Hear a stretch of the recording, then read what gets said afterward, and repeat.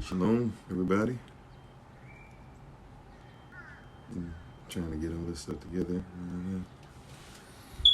Make sure we got the podcast going.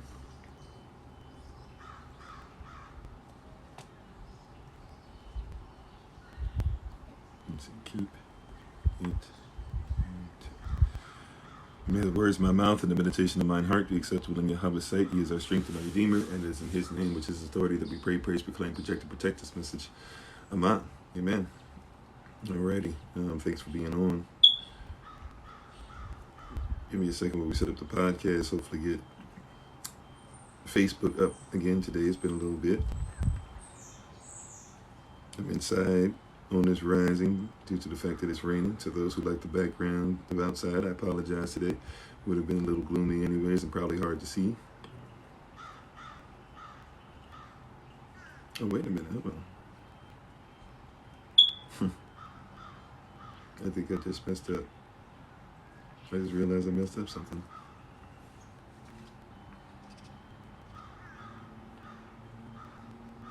Let's see what's going on.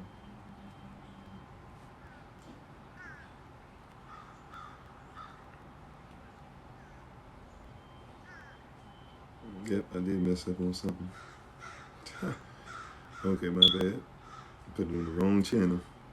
Class from yesterday.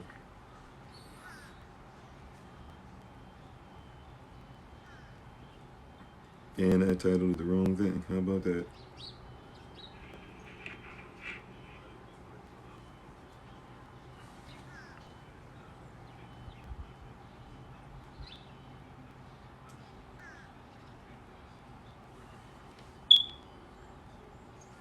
Let me see something real quick.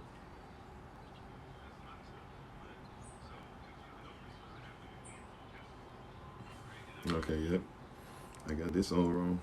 Anyways, I guess I'll fix that later. But thank you all for being on.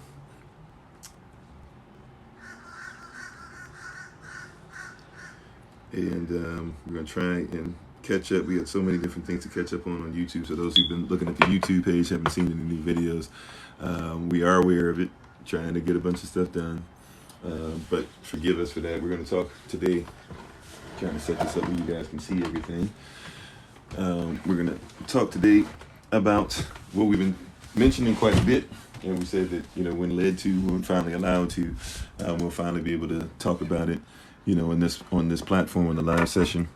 We're going to talk about being fine, right? Fine, define, definition, refine, redefine, infine, there's an infinite, etc. And my wife is on, the Honorable Maya. Thanks for being on, babe. Appreciate you and love you very much. Thank you so much for being on. And thank you to the moderators who are going to help out. Thank you to everybody that's coming on. We appreciate you all. Let's see.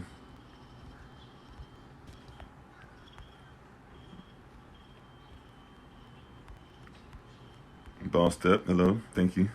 Yes, Friday Born King. You already know. We appreciate everybody, though, for being on. Thank you, Steven. Thank you, Crown. Thank you, Ben. Shalom. Gifted Hands. Everybody, I'm sorry if I'm only a human being, so if I miss some things, please forgive me. Miss some people. Grand Rising Betty. Thanks for sharing live. OB Apollo. User 713. Grand Rising to you. Let's see, somebody. It's a hard time to find a job. No, I'm not looking for a job. I don't need one. But thank you for the offer, possibly, or thank you for the, or if you're asking the question, we try to get people to be to a place where you don't need the gig, you don't need the job. Thanks, Ben. Appreciate that. The music notes and the clef on there with the staff.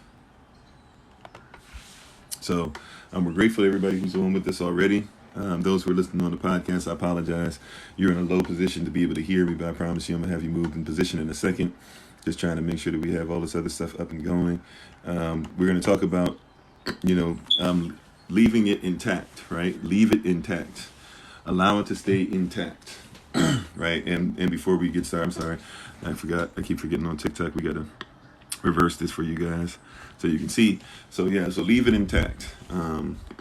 And before we get started, if you want to screenshot this information, etc., to be able to find out how to get in contact with us, this is just some of the stuff. This is my wife's information, and you're into herbal remedies, healing. Maybe from time to time, she doesn't really do it that much because her schedule doesn't allow, but even maybe she could do some kind of consultation or something. But this is her information. She also does stuff to help make sure that people are fed and people are growing and people are clothed, and this, especially in this season.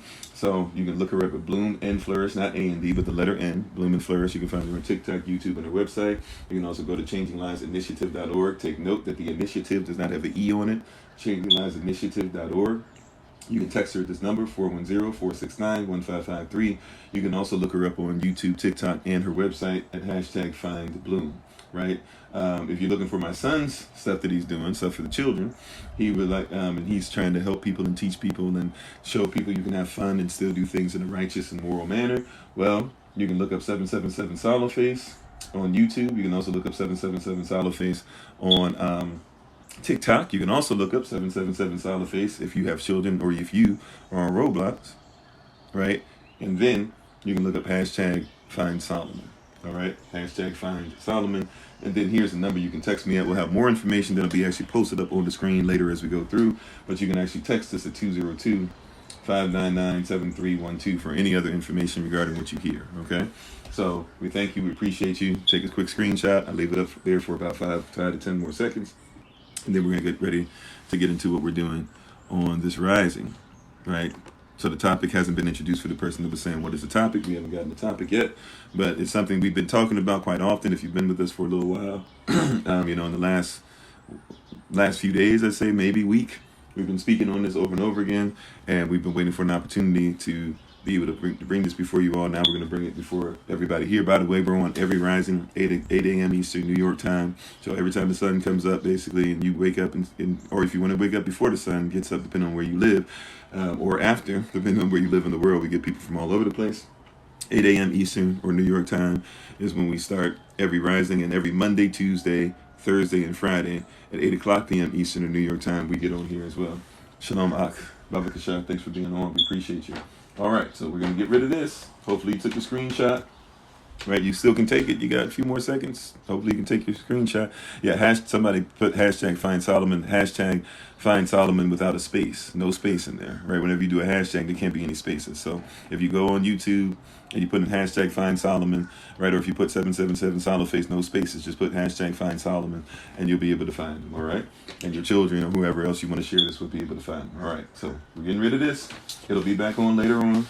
If you missed it, if you can make it the whole time with us, if you look us up on YouTube at #FindKofi. That's #FindKofi, my name up here, and you'll be able to find out what's going on. All right. So here we go into what we're here to learn. Thank you, moderators. I already see you're having to do your thing. I don't know what's going on. Trying to see if we can get Facebook up today. It's looking like we're having issues with that. So, but we'll leave that be. Hopefully it'll come up in its own time, I guess. If not, we just won't have it on Facebook today. Hold on. Looks like we might have some action finally happening. So, alrighty. Cool. Looks like we're going to have Facebook on. While we're getting ready to get that on, while we're waiting for that to get in position, let's go ahead and get set up. So we're going to talk today about leave it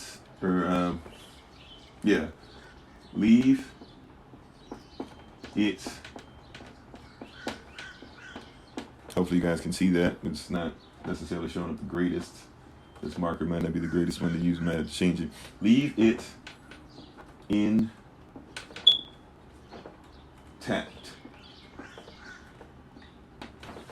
All right, leave it intact. That's what we're going to talk about today. Leaving it intact. Right?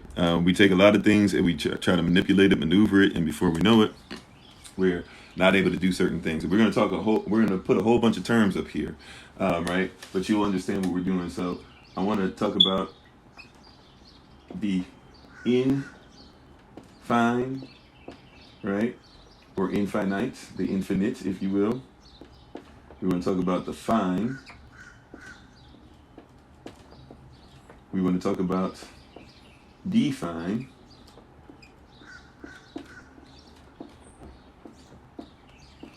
We're going to talk about definition.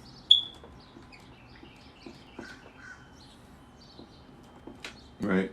And then we'll kind of leave it there and do a little bit of exploring with these terms.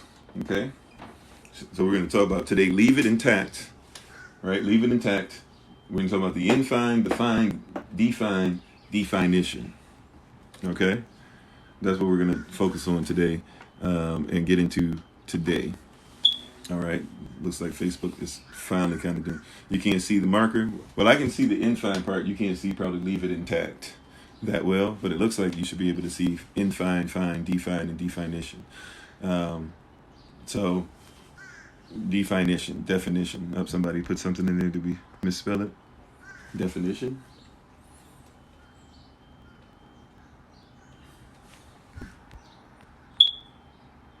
Right. I think we got it. Okay. So we're thankful and grateful. I'm gonna go. Okay. Cool. Facebook looks like it's ready to go. Finally. But yeah, so we want to talk about leave it intact, right? Leave it intact. And once again, we give all praise to the Most High, Yahweh Elohim. We give all praise to the Most High for my wife, the Honorable Maya. We give all honor and praise to the Most High for each and every one of you as we are going through this journey. And finally, we have Facebook up.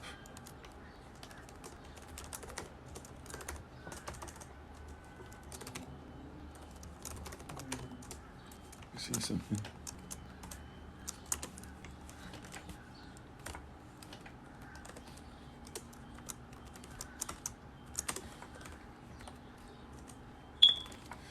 Okay.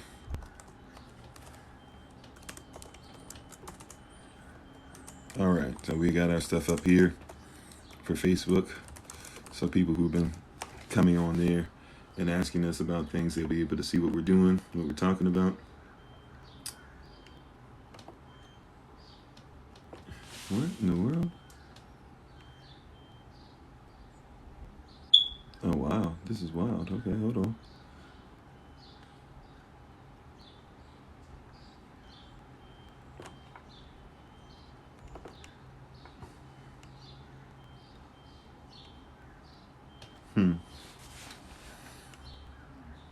This is wild. Okay, we might not be able to do Facebook.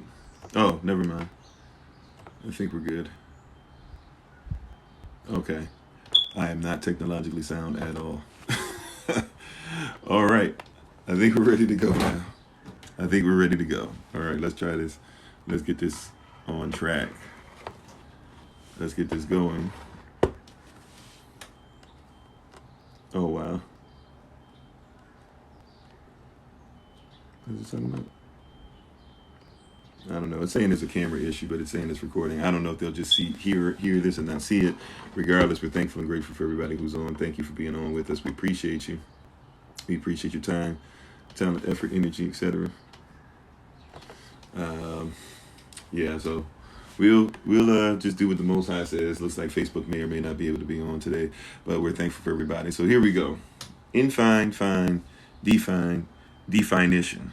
All right. So it is what it is, right? We'll have this on YouTube for you guys later. So those that are watching this on YouTube later, thank you for watching. I have my little table and everything set up. It looks like it's not going to be necessary because it's just not going to be working. So here we go. Oh, that's what it is. That's what I messed up on. I sure did. Thank you. I know somebody put earlier definition. I forgot the last I. Appreciate that. Thank you. Appreciate you guys for not leaving me hanging on that. All right, there we go. Now everything's together, right? So I know this is kind of light to see the theme. So the theme is leave it intact. We're talking about the infine, define, definition. Okay. So when we talk about the fine, if you look up the definition, a lot of people we lost already because I guess it was taking me too long to get this stuff together. So for those of you who decided to stick around, let's go ahead and get some great stuff out of this. You guys ready? So when it comes to the fine, the word fine, if somebody says I'm fine, or this is fine, or this is fine linen, or this is fine whatever, they're talking about it is intact. They're talking about it is whole. It's one, right? So when we're talking about fine, we have to first make sure that we go back to the fine, right? The fine, saying it's intact. And the problem is that when it comes to a lot of things that define you, you haven't first figured out what the fine is. What is it that when it's intact? When it's intact, when it's the way it's supposed to be, when it's in its original form, right? What makes it fine? What makes it intact? A lot of us are sitting here with definitions and things that are not necessarily what? Fine. So if you have a bad fine mindset, right? If you're what you have is broken, you can't really define. It's already defined. It's already broken. All right. And a lot of people are dealing with broken translation. They're dealing with broken feelings. They're dealing with broken spirit. They're dealing with broken um, um, conversations. They're dealing with broken relationships, right? And so we're dealing with things because we're trying to deal with things, first of all, that aren't even fine. So if we just be honest, first and foremost, we got to deal with the finity, so to speak, the what is fine, right? Instead of definition, has anybody ever got to a place of finition or finition, right? The TION on the word literally means, or when I put a TION on the word, all it's talking about as far as etymology. Shalom, Carrie, how you doing? Shalom, Cole. Shalom to those on the podcast on YouTube and TikTok. Thank you, everybody, for being on. Namaste, bonjour, Aqua Abba, Habari, Jambo, Namaste, Ni hao, hola, hola again, if you're in Brazil, whatever, wherever you are, we're thankful and grateful. Guten Tag, all that great stuff, right? So if we're going to talk about the fine, right? I don't know if chow is a greeting or if it's someone when you're leaving, so forgive me if chow's not supposed to be, but fine, right, is something that is complete. It is intact. It is without break. If somebody goes to the hospital and they say that the bones are fine, what they're saying is, right, if somebody at the hospital tells you your bones are fine, right, if you go there, you had some kind of blunt trauma, some kind of blunt force, and you feel like you need to be checked out, if they say your bones are fine, or the muscle is fine even, that's not necessarily always used with muscles, but if they say the bone or the muscle is fine, they're saying that it is intact, right? My pleasure, T, right? So they're saying it's intact, right? So is your life, or is even the culture, is the information that you're getting stuff from, is it fine? First and foremost, we have to ask the question, are you dealing with something that's fine? Is it intact? Is it whole?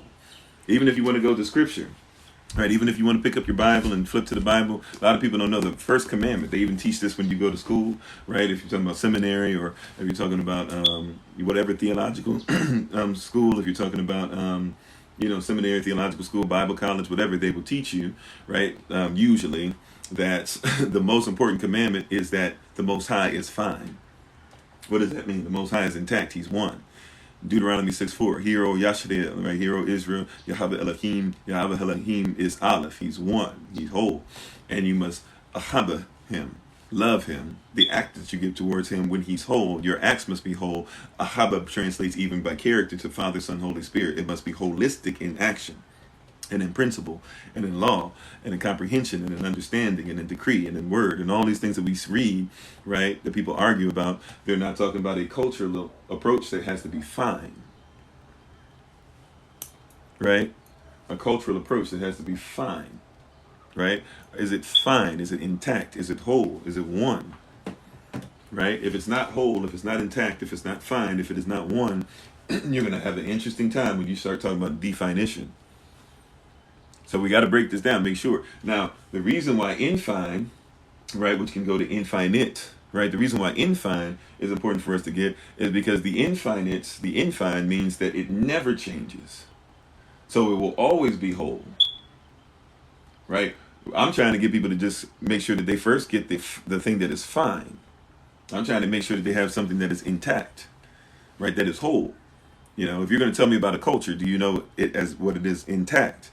That's why when people talk about Egyptian gods or Kemetic gods, I say we can't talk about Egyptian gods because Egyptians and Kemetic people, well, Egyptians are different than Kemetic people, but Kemetic people, they didn't have gods. Kemetic people, they had netchers, right? Yes, Elohim is plural. It's three working together as one as far as our context, our culture, right? So that's why it's not Elohim, it's Elohim, right? But once again, fine. Are we going to leave it intact? A lot of people want to take different things and try to put it in capitalism, try to put it in colonialism, try to put it in Eurocentricity, sometimes put it in the wrong Afrocentricity, right? Whatever it is that you want to go, people want to take certain cultures, certain things, and take it outside of its comprehension. So if I take it outside of its finity, so to speak, out of it being fine, then it's no longer whole.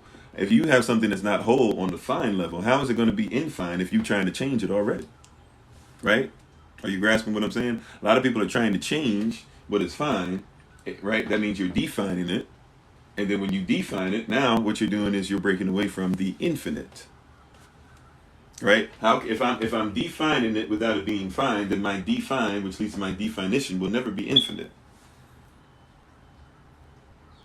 Right? So if what I'm trying to define is not even broken down from a place of it being fine, being intact, I'm already lost. That's why we always talk about culture on here. Culture is always going to be number one on here. Why? Because culture informs beliefs. Beliefs inform your emotions. Emotions inform your feelings. Feelings inform your mood. Mood informs your effort or energy. And your effort or energy informs your habits, even your habits of defining. Can fine also mean micro or small? I mean, some people might break it down to that, right? But what they're saying is it's intact on a small level.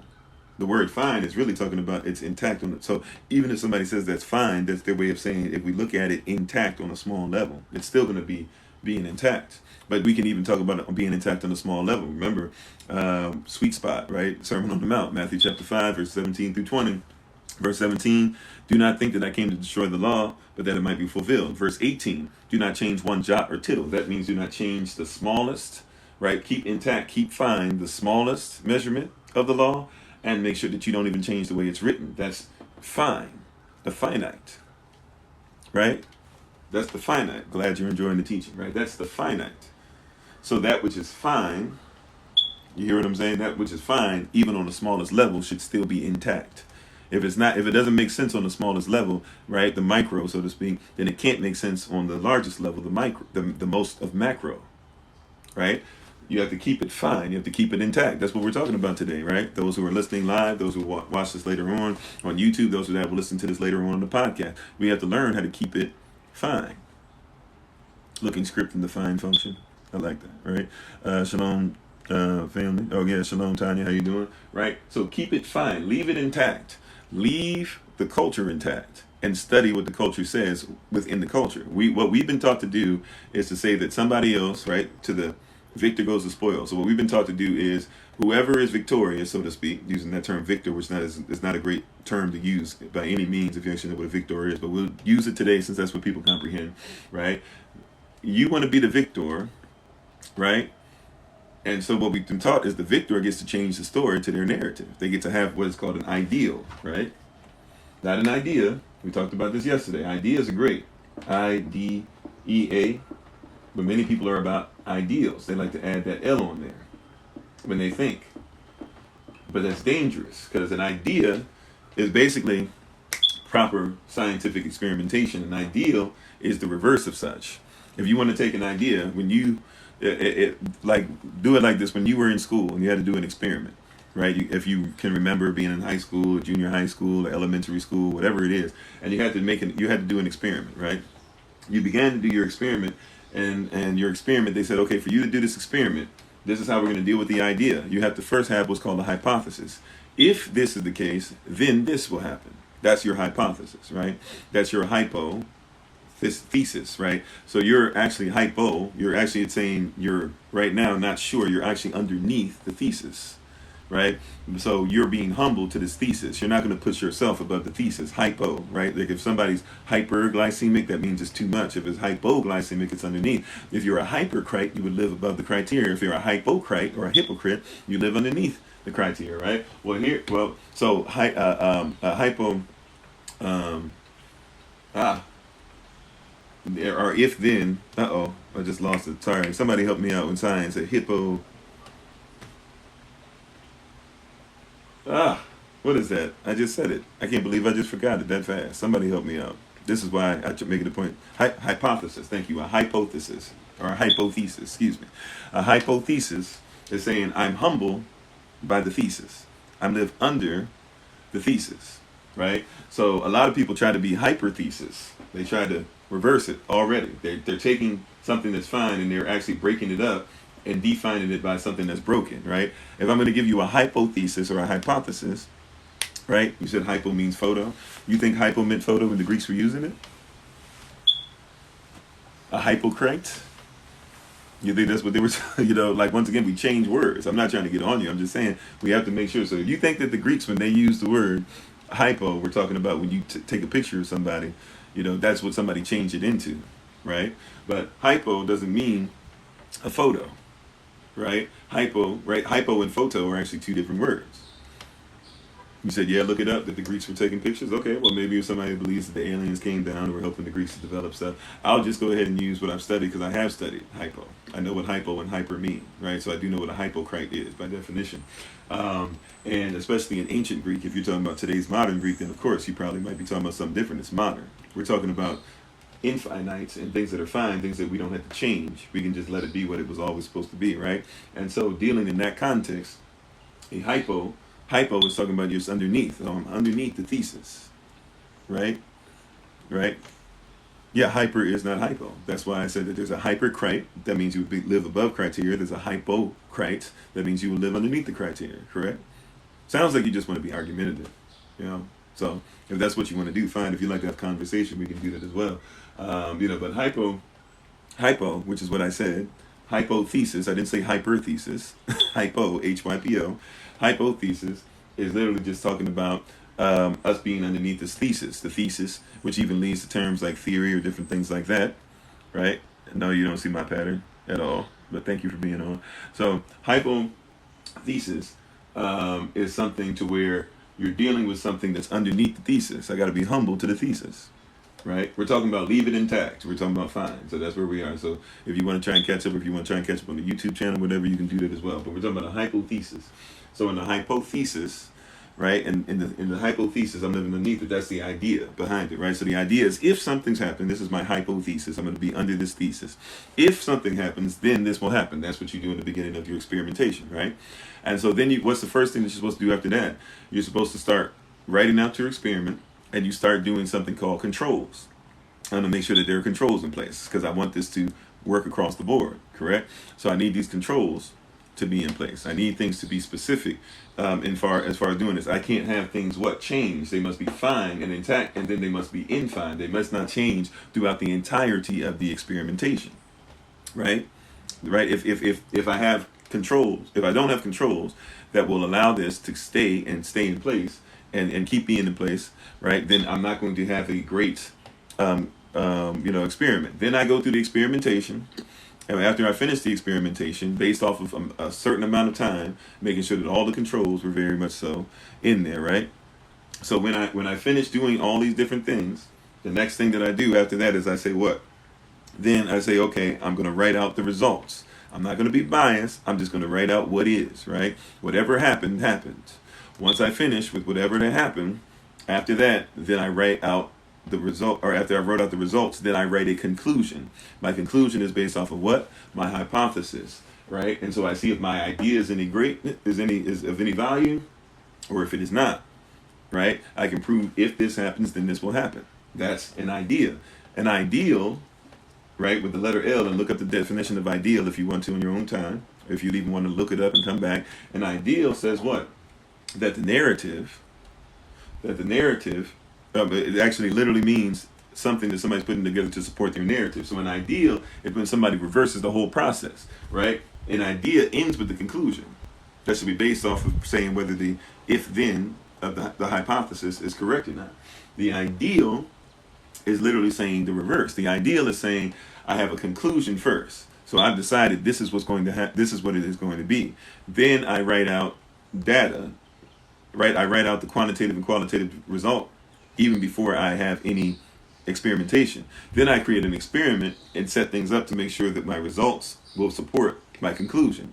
Then I go back and talk about how what controls I put in place to make sure that I was correct. Then I go back, right? It's very narcissistic, right? Then I go back and I say, okay, this is what the experimentation needs to be. Then I go back and say, if this happens, then this must happen because it meets my conclusion that I already said in the beginning. A lot of people live by ideals, but that's broken. It's not fine.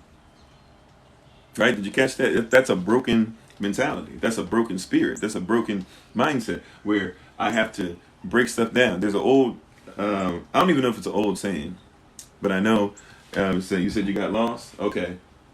Let me do it like this because we got some time, right? So let me do it like this, right? If I'm doing an experiment, first things first, I have a hypothesis, right? Next, I'm going to start making sure that I, plan out stuff. I'm not using all the terms correctly, but this is basically the order, right? Hypothesis, then I'm going to plan out what I'm going to do. I need to create controls, right? So that everything's going to be level. Then I go through the experiment, right? Based off of everything being equal, and I think I'm going to misspell experiment, so forgive me. I feel like I just misspelled it. It probably should be an I there, so y'all forgive me. Right? I don't know if that's probably not correct. Right? Then, even though expire usually is, but the weird things we do with English and I and E are actually interchangeable, so technically you could use either or, but I'll leave that alone. Experiment. Right? Then after that, after I finish with the experiment, right? So I go through the part of taking these controls, going through everything, and that process expires. Then I write down results. And once I finish writing down results, I then write my conclusion. Okay? All right? So I finish all that, and then I write out my conclusion. Oh, okay, the I and the E were supposed to be changed. Okay. So like I said, this is a weird thing even about English, and when you study different stuff as far as etymology, you make mistakes sometimes because you're going into ancient ways and modern ways because I and E are actually interchangeable. So I could actually write I, and technically I would be right, but I'm not right in modern terms. So, but thank you for the correction. If somebody said that's the way I'm supposed to spell it, I guess. Either way, right? Hopefully you got the main thing out of it, right? Which is you got hypothesis, plan, controls, experiment, results, conclusion, right? So that's a proper idea. That's a proper experiment. But what a lot of people do is they do what? They say we're gonna go from conclusion first. Right, my conclusion is I'm not going to start, if this is real, then this will happen, right? So I'm saying if this is real, my conclusion should back up what I say. So I'm going to plan this out, make sure there are controls, go through this experiment, make sure that I finish or write out the results. I don't add to it, I don't take away, I just write out what happened. And then I say, you know what? This is real, because if this is real, all the stuff that I did, then this would happen. Or this isn't real because if I did all this ifs and that didn't happen. So my experiment, my thought process, my theory said it was wrong. Now, a lot of people, what they'll do is they'll reverse it. They'll say, oh, I have a conclusion. I believe this. And so then they'll say, they'll look for the results, and they'll start twisting the results to make sure that they're correct. They'll then say, here's an experiment. They'll make a false experiment based off of false results they made up just because they want to be right. Then they'll place controls that aren't even controls. They just start saying stuff that once you look at it, you're like, this stuff doesn't even make sense. It's cognitive dissonance. But they'll keep on doing it. Then they plan stuff out to make sure that anytime somebody challenges them, they can say, well, your if is always going to be something that leads to them being correct. Right? So a lot of people are going to use the idea, which is from top to bottom, and that's going to get you towards righteousness every time. However, a lot more people are going to use ideals supporting their own narrative. That's going to be bottom to top. You said in general? Okay. In general, I'm talking about in general. This should work. But let's deal with something simple. People say all the time, right? Somebody will say, if racism is not, or if somebody might say racism is not systemic, or let's go, if racism is systemic, then I should see systems in play, right? So they say, all right, so we plan this out. Like, where do we go to? What's the earliest examples of racism? What did the word race mean before color went in there? All this stuff. We start then putting those controls in place. All right, I'm not going to go outside and just do stuff like I have to do stuff that actually has to deal with the institution. If I'm saying it's institutionalized, it's institution of systemic oppression, right? Then I have to do some experiments. Let me. As a matter of fact, the experiments have already been done for me. So let me look at what Harriet Tubman said. Let me look at what Frederick Douglass said. Let me look at what Pastor John Brown said. Let me look up what George Washington said. Let me look up what Thomas Jefferson said. Let me look up what King George said. Let me look up what Queen Mary said. Let me look up, right? Like, let me look up what Queen Nzinga said. I can look up these things and we can do some experiment, right? And I'm saying within the same confines, no matter what time period it is, this is what racism actually is. When I find out what I've defined it as far as race even being fine and intact, right? And then the results, I just write out what the results are. What did these people say? What seems to be the common themes, etc. And then I can conclude, is it systemic or not? Somebody else would just go like this. I didn't even argue whether it's systemic or not, even though we can go down that route. But that's not what the goal of today is, right? But then somebody else will come by, right, and say, do the reverse. They'll say racism isn't real.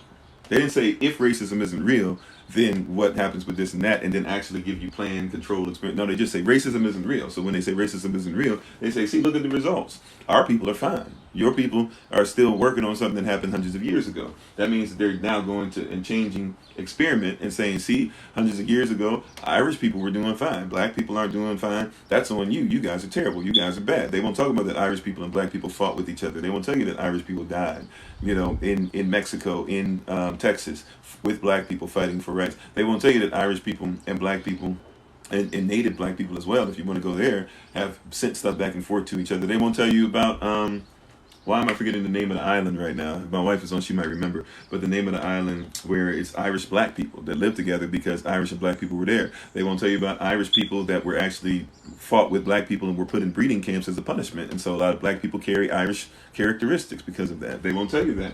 They won't go to the controls, right? And therefore they have to plan out how to make sure that they're always correct, even if they have messed up and not looked at the facts, right? You're Italian, Irish, who went through stuff. Yeah, I mean, that's fine. Irish, once again, I literally was just saying that you guys went through stuff and went through stuff with us, right? But somebody will tell you that racism isn't real and won't even talk about, well, what is race? Race used to mean something different even before color was introduced, which means that everybody could have went through. That's not my argument, as well as, and that's one of the things that happens, right? The conclusion starts happening. See, people come to the conclusion. I'm not saying you guys, I'm just trying to give you an example. People go, see, everybody else went through something. Everybody else dealt with white people. White people dealt with white people. That's not what my argument is. I'm saying is there a system named racism. And even if you're talking about racism against white people from white people, that would still be racism, right? But people don't want to go through the hypothesis and plan this out correctly and have controls, right? We start going from the conclusion of working backwards. We can't get much done. Right? I comprehend that Chinese people were oppressed by Japanese people. I get that. I comprehend that people are mad in China when Taiwan says that there's there. You said no racism is real. I love how you're learning. Yeah, racism is real, right? Yeah.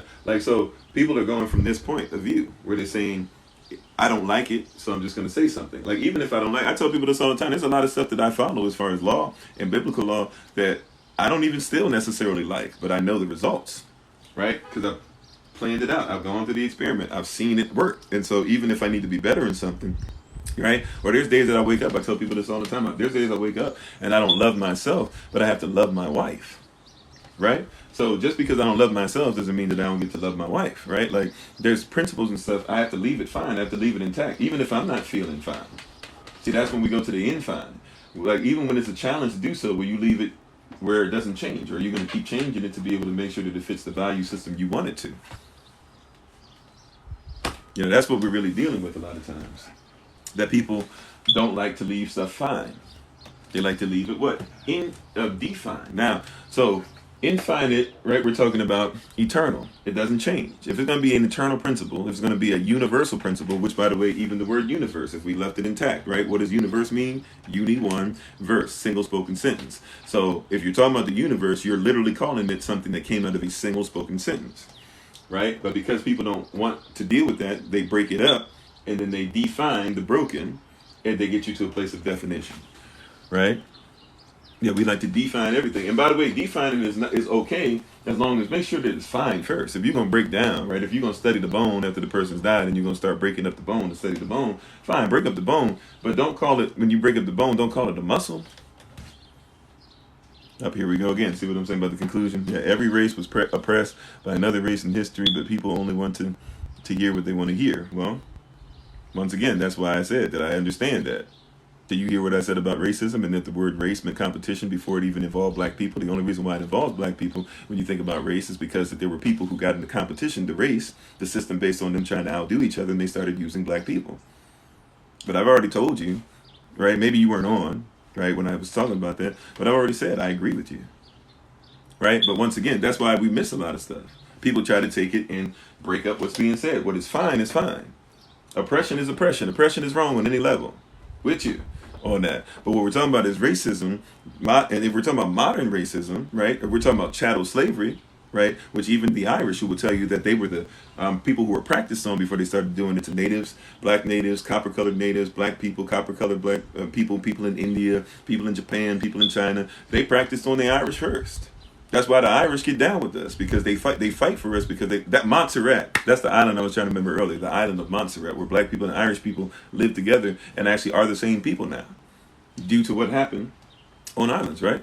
They practice on that. Look up what people love Catherine the Great in Russia. Well, look up what Catherine the Great did to oppress the church, and she made them indentured servants. She made them serfs so that she could take all their money away and put it in her treasury, because her predecessor, which was her own husband, who she got up out of there and they killed off, right? Her own husband was somebody who messed up the treasury. She got him up out of there. She wasn't even Russian, by the way. They just liked her more than they liked her husband. So she basically put a coup together, got her husband out there, had him killed, took the money out the church, made them serfs. They had slavery and serfs the whole time, right? That's quote unquote white on white or Russian on Russian crime, if you will, right? So when we're talking about racism, yes, of course, but we don't want to. But if I'm talking about chattel slavery, right? If I'm talking about, forget 3/5 of a human being. People argue with the 3/5 of a human being nonsense. That's nonsense, right? You know why the 3/5? Of a human being thing. Well, all the royalty in England or in Europe, they're all related. So understand that all the royalty comes from a bunch of different things. Queen Catherine, by the way, who we don't talk about a lot, has a lot to do with Queen Elizabeth right now. If you know about Queen Catherine, you're talking about African blood. Queen Catherine is King George's husband. We don't care that much about Queen Catherine too, because we tried to label King George this person that was a tyrant because he wanted to make the colony of America pay taxes for the first time, right? But Queen Catherine. So if you look at all this stuff, but all these people are related, and King George and Queen Catherine, when they came together, all royalty basically that exists today, or all royal bloodlines that still exist today, they come out of Queen Catherine and King George, because Queen Catherine and King George, they had, 13 children. I think only 11 survived, and all 11 of them married into different countries, which means that there's not one country that's not attached to Queen Catherine, which means that Queen Elizabeth, that's why England still to this day gets a lot of love in different places when they go there, even if people don't like England, because they're all related. For T 3-cent tax, look at that stuff we're putting up with today. Yeah, and we're still being taxed, but once again, we have to leave it fine. We got to leave it intact. We're having arguments about stuff and not being contextually factual. Intact means that the facts and the context have to meet up, right? I don't want just the context. I don't want just the facts. You got to put both of them things together, and when you put those things together, you will find something that's fine. Now, leave it alone and keep it that way, and you will find out that it's infine. It's infinite. Right? When you have stuff that you're living by that cannot be broken, that's when you have character. That's when your culture takes place. That's when you know truth from the lie. That's when you can go ahead and speak on certain things, right? No, I didn't argue. No. I'm agreeing with you, right? That we said we were going to get rid of tax, or we were fighting against taxes, yet people are okay with being taxed. Although legally you can still not be taxed. But people don't want to hear that, because they're so used to things being broken up that they don't even think about the fact that, wait a minute, if I leave this intact, and if I know what intact was, supposedly, we really fought because of capitalism versus chattel slavery too, if you want to go into the history of that. But people tell you the reason why you fought was taxation without representation, right? That's what they want you to believe. Well, okay, if that's what the argument is, and I leave that intact and it becomes infinite, then when we define this, when we break this down to where we've arrived today, then we have to start saying to ourselves, wait a minute, if we fought for no taxes, and there's law that says that we don't have to pay taxes, why am I paying taxes? Right? It's because that you don't have it fine, and therefore it can't be infine, it can't be defined correctly, and it dang sure has gotten you to a bad place as far as definition. Now, what is define talking about? Define, so if I have something's intact, now when I break down what's intact, now when I start to actually look down and go through the etymology of the word or the system or the culture, etc., that's intact, when I define it, I'm defining something that is real because it's intact, it's true, it's whole, it's holistic. So now I start breaking it down correctly. But once I start breaking it down correctly, remember we've talked this many times, but let's just say it again. When I put a T-I-O-N on any word, what I'm saying is that word is now a noun. If it's in another language, you might see C-I-O-N, Sion, instead of shun, right? But if you see C-I-O-N, matter of fact, you have sometimes S-I-O-N. But when you see that T-I-O-N on a word, it's telling you that that's a noun. It is a person, it is a place, it is a thing. It is what? It is a person, it is a place, it is a thing. It is a what? It is a person, it is a place, it is a thing. All right? That's what that's telling us. If that's what we're seeing, that's what it's telling us. Okay? So if that's what it's telling me, then I'm dealing with what? Definition. Then it's telling me that I am a person, or I am in a place, or I am doing something that is based off of what has been defined. That's what we're dealing with. I'm doing something, I am somebody, or I am in a place because of what has been broken down for me. Now, the question is, am I in this place because what was broken down was actually correct and whole in the first place? That's when we talk about leave it intact. That's what we're talking about. Leave it the way that it is. Make sure that it stays in its original setting, right? Your computer has something on it called default settings, right?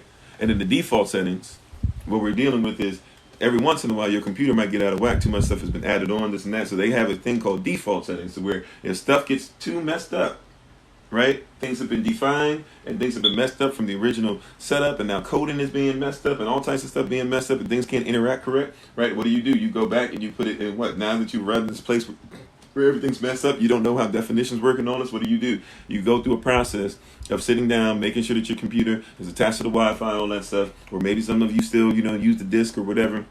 You put it in the computer and you give it a chance to what? To refine. Right? You put it back at the fine settings. When you bought it, it was fine. Right? When you bought it, the camera worked fine. When you bought it, the keys worked fine. When you bought it, if you press this button, if you press Q, A wasn't going to pop up on the screen, right? Now, that could be hardware issues and stuff too. That still means that something has happened as far as definition. Maybe you didn't take care of it that well.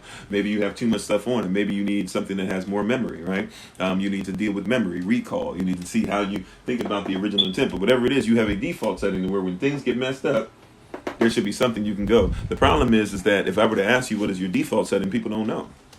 People can't tell me what's fine. Did you catch that? Do you see that? Right? People don't know what's fine. Right? The RAM, right? All that stuff. People don't know what's fine. What is your default? What is fine? Right? People can't tell you. And now here's where it gets drastically, some people saying this is somewhat confusing, but not, right? Here's where it gets drastically messed up, right? Because people won't leave something intact or fine, you don't really know how to refine.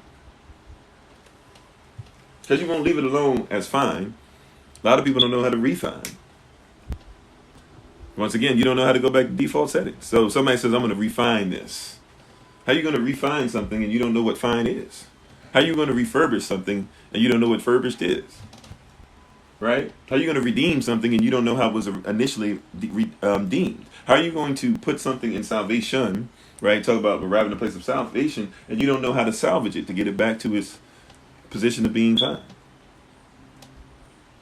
Right? Well, some people know what they aren't when they're not fine, right? But they can't necessarily define what is fine to get back to fine. They can't really even watch this.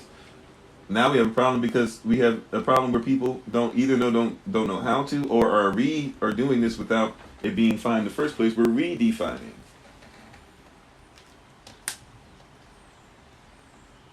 Right? We're redefining. So we can't refine anything because things have been redefined based off of a broken pattern so long that we're in a bad place when it comes to definition. We don't know how to be in a place or do things or be the people we're supposed to because it was never fine in the first place before we broke it down. So now we have people that keep redefining. Every 20 years, every 25 years or so, you're going to see all these words change. And people say that word doesn't mean this, it means that. But it was never, so it gets further and further away from the truth. When it comes to these different versions of the Bible, I'm sorry, hold on one second. How does a refrigerator refridge? I mean, the food was already refrigerated. The food was, refridge. The fridge is talking about what? Right? Like the Frio, even and Freon and stuff like that. What is that really talking about? That's talking about being cool. So the refrigerator doesn't make doesn't just fridge the food. It doesn't just make it cool, so to speak. Right? The refrigerator actually does, or the refrigerator does what? Refrigeration. It stays in a place because of things that are in line and systemically.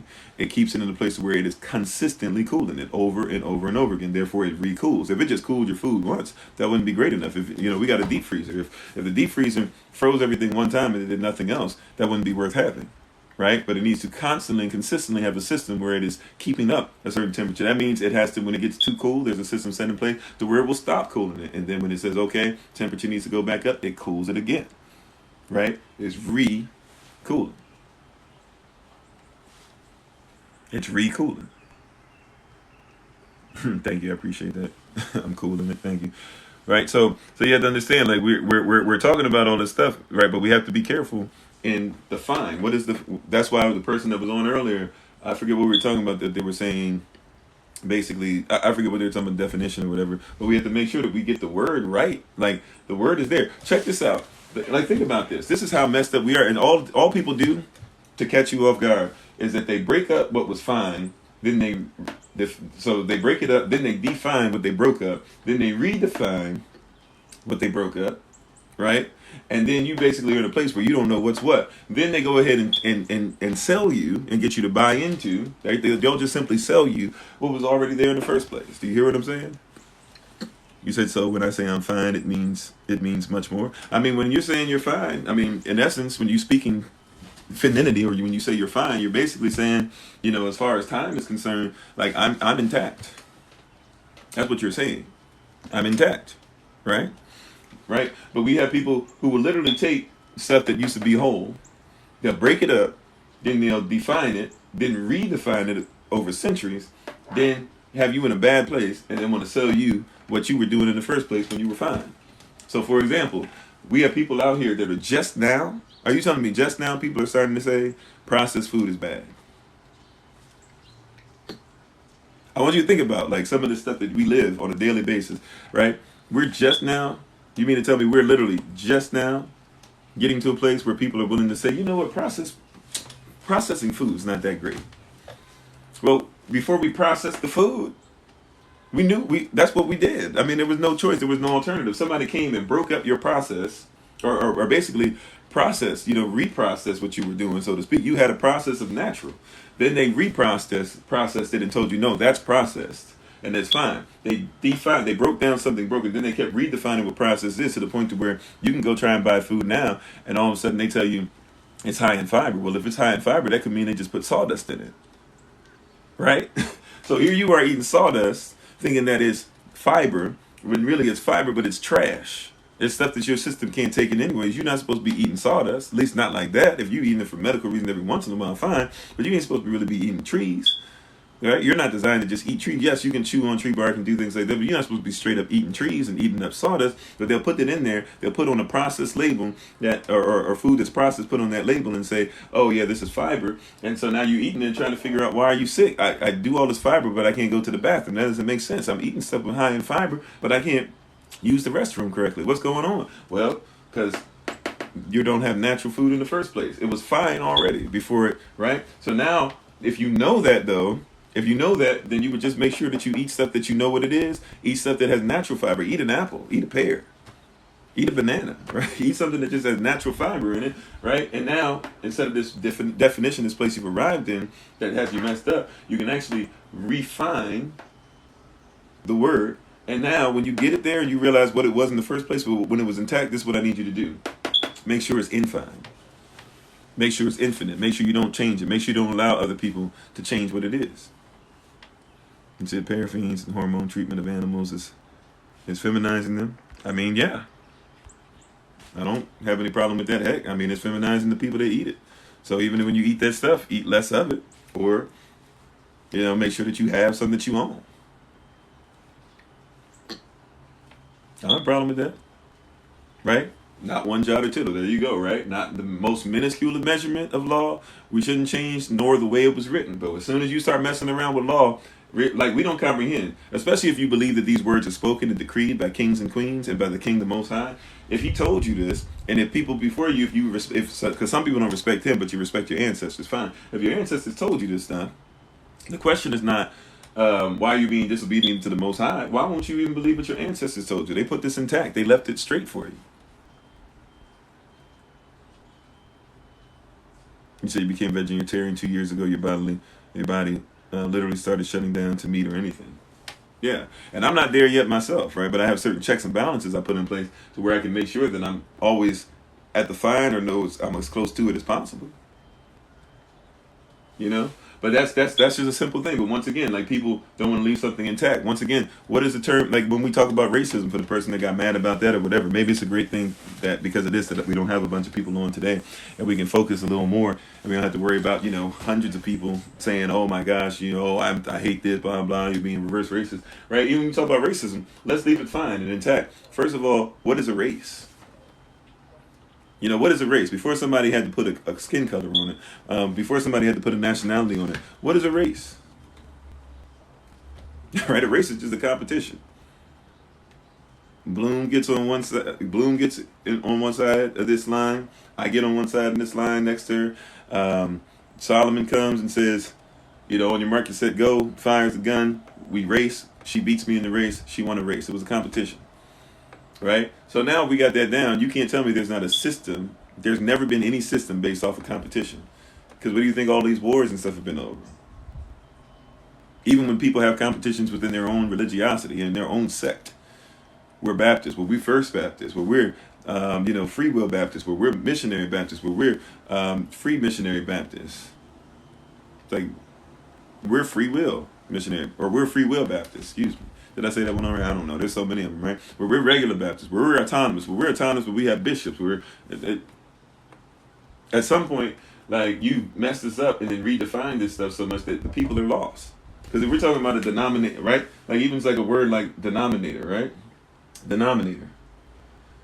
A denominator. If you have a fraction, you have a denominator. You have a numerator, right? Numerator goes up top. You have a denominator. Denominator goes on the bottom. Correct? Right? Numerator goes on top, denominator goes on the bottom. Well, you guys are talking about your denomination, right? The place you've arrived at because of what you put on the bottom, right? But if the place that you arrived at is due to what you put on the bottom, then the numerator, whatever you want to call yourself, right? Whatever you call yourself, right? Whatever you say your calling is that you gave yourself, right? Or you say the Bible gave you, whatever. At the end of the day, this should be your denominator.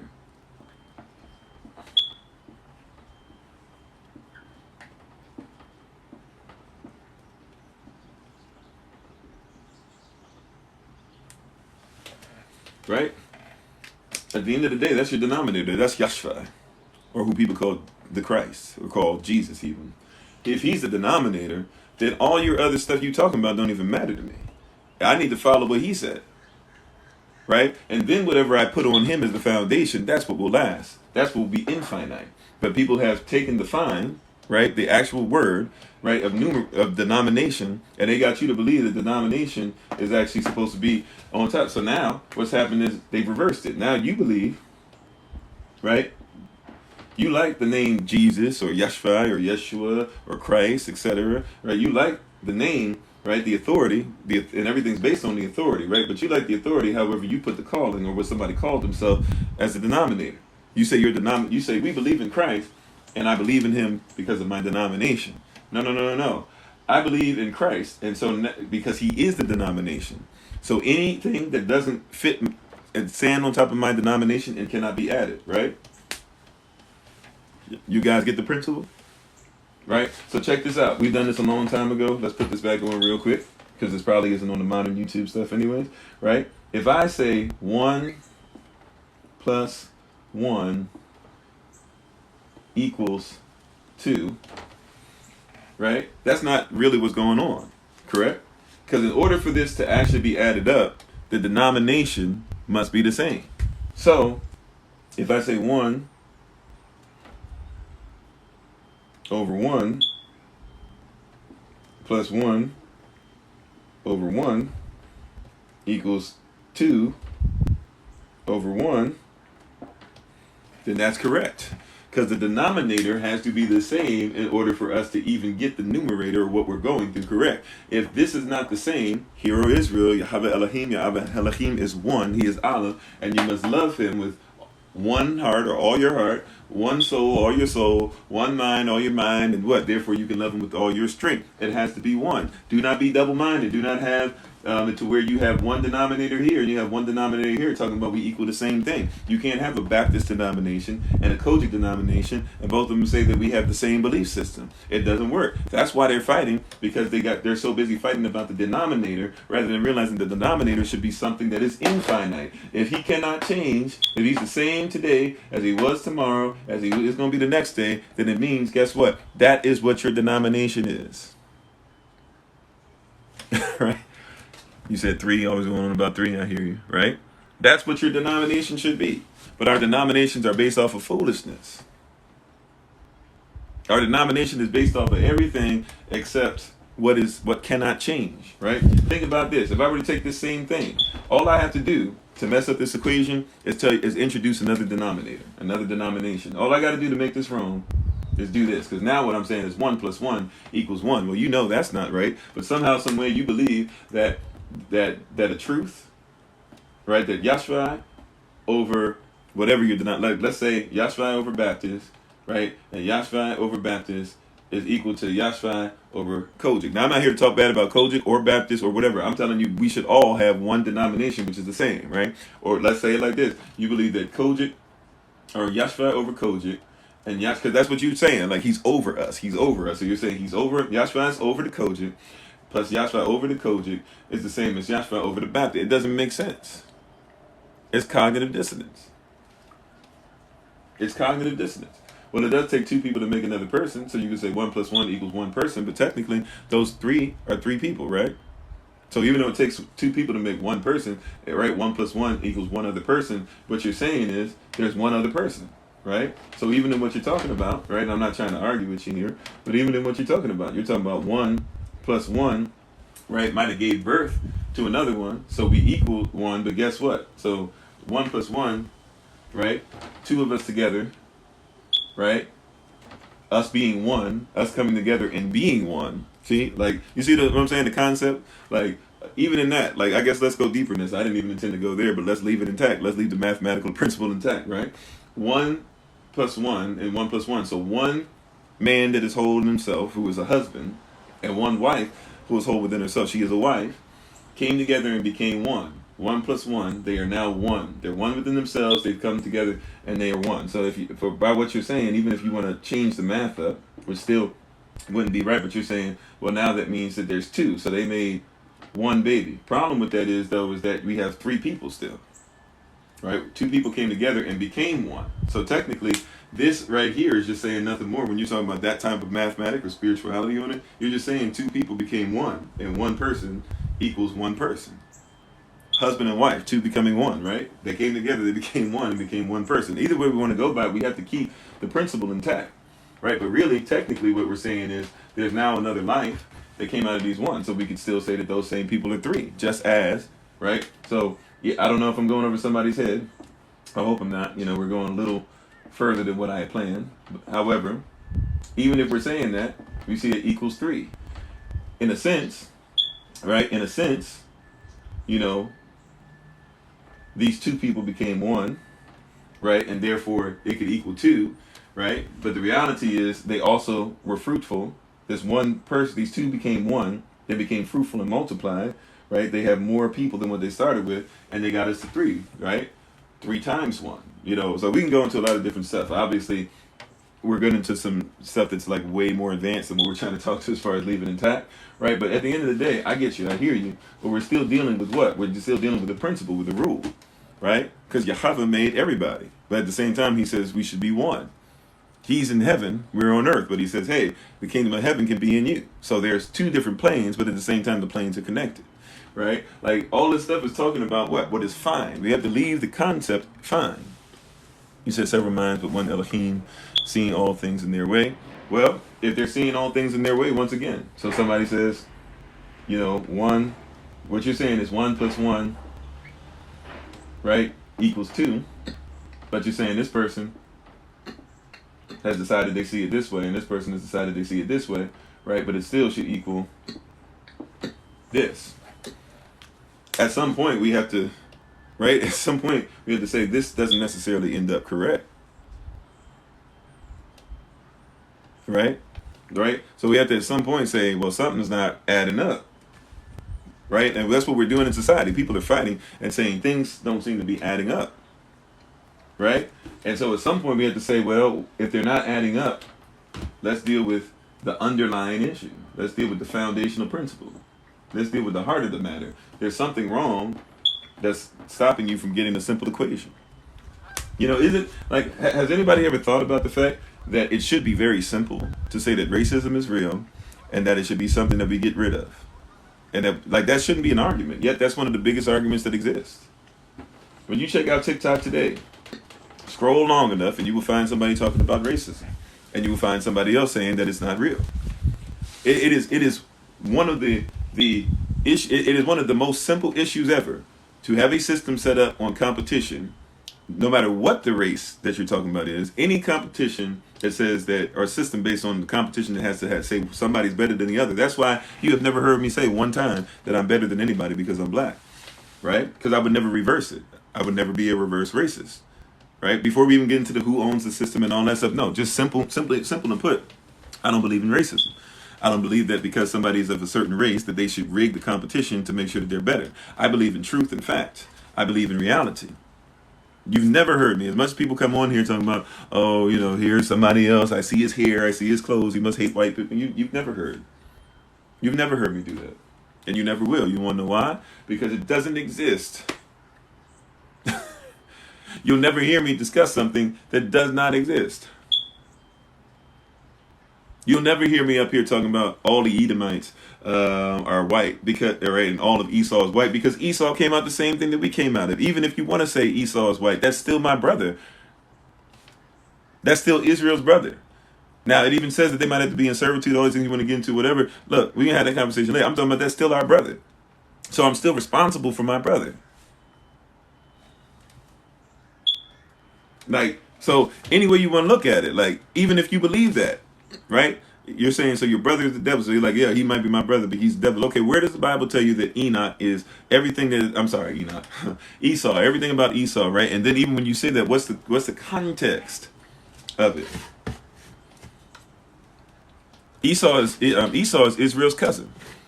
And there's some people that are Israel that ain't Israel, because not all Israel is Israel. The Bible says that too. Why don't you speak on that?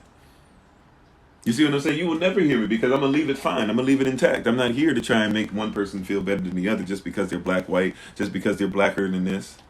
Can I be honest with you? Just a quick thing.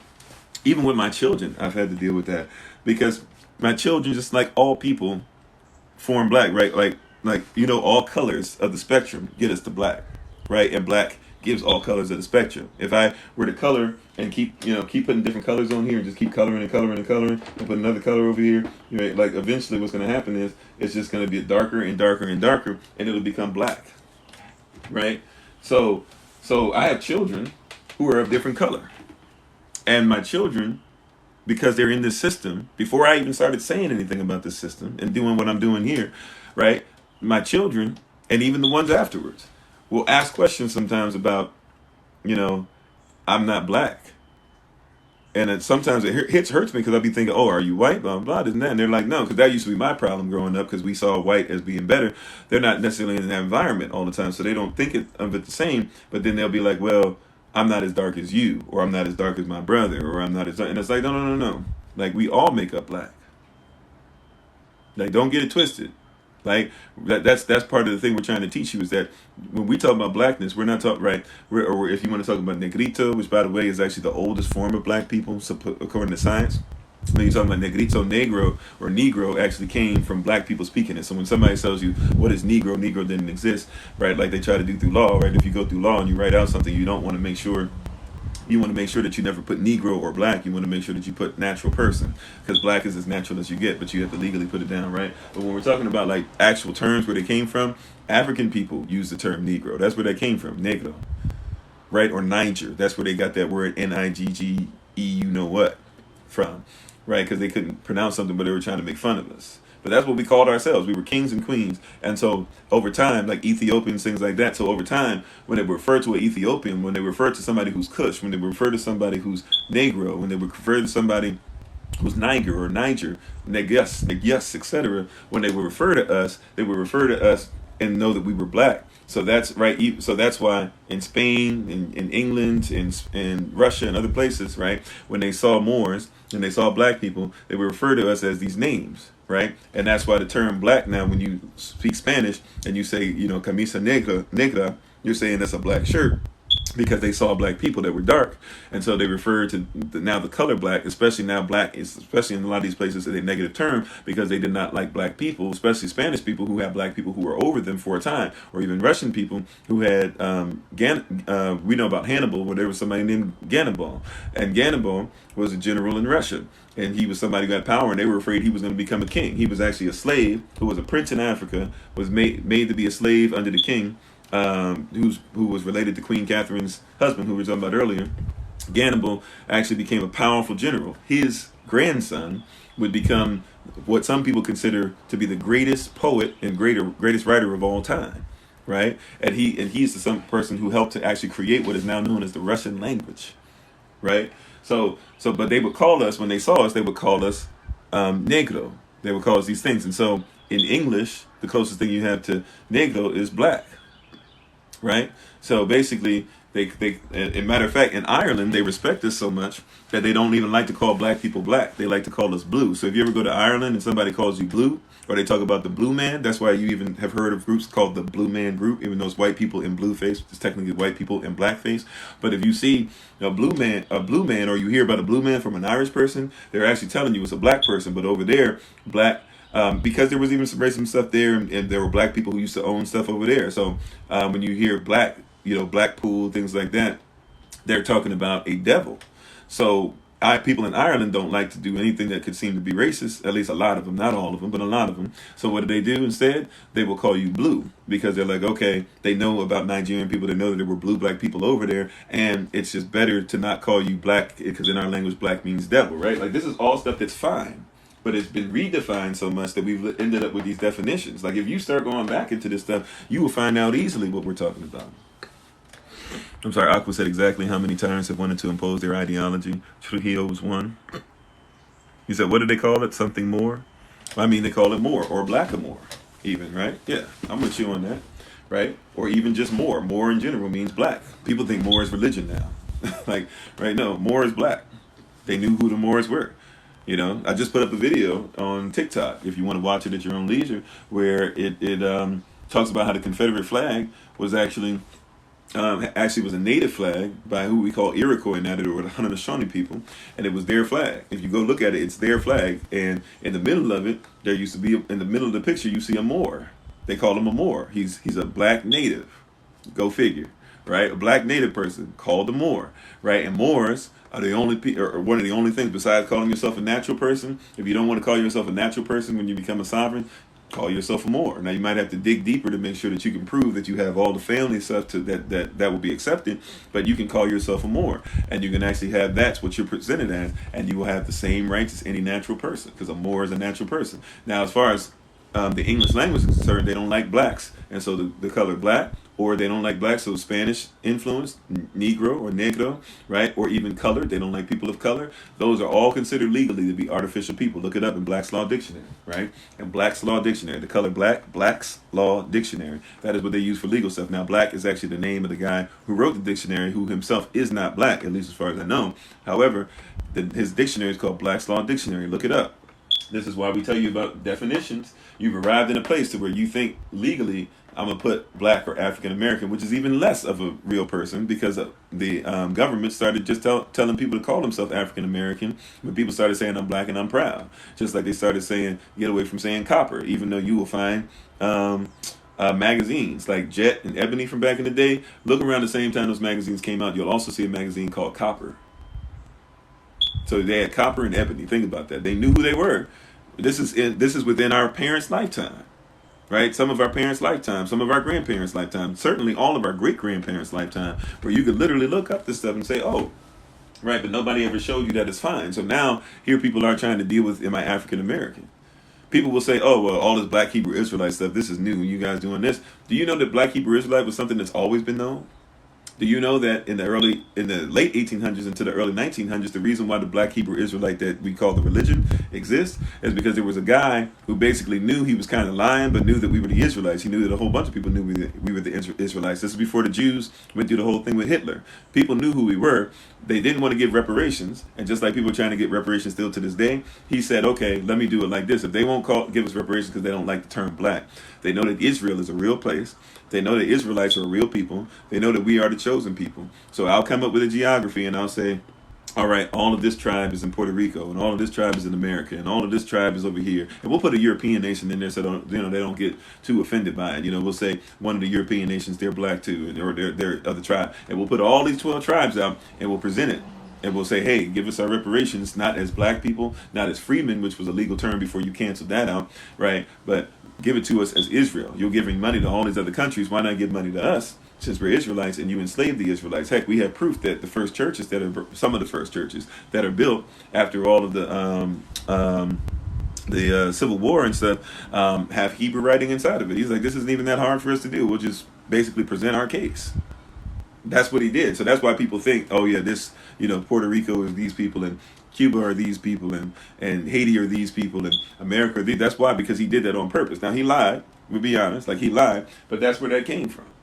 Because people knew who we were. So he was like, well, we can't give reparations any other way. Maybe we'll get it through this way. Like, that's how that came to be. So even when people talk about the Black Hebrew Israelite thing, they don't even realize that religiosity came from people picking up on what he said and starting to study more and being like, yeah, well, Noble Drew Ali talks about us like that too.